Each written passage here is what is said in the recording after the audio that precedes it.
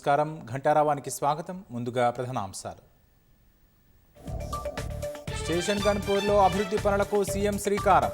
స్వయం సహాయక సంఘాలకు 7 ఆర్టీసీ బస్సులు అందజేత.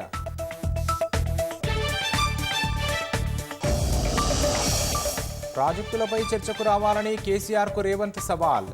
మాజీ సీఎం పాపాల చిట్టా త్వరలో విప్పుతానని వెల్లడి.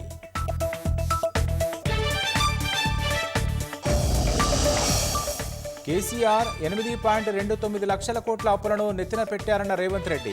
సమస్యలున్నప్పటికీ హామీలు అమలు చేస్తున్నామని వెల్లడి. జగదీశ్వర్ రెడ్డి వ్యాఖ్యలను ఖండిస్తూ కాంగ్రెస్ ధర్నాలు. తక్షణమే స్పీకర్కు క్షమాపణలు చెప్పాలని డిమాండ్.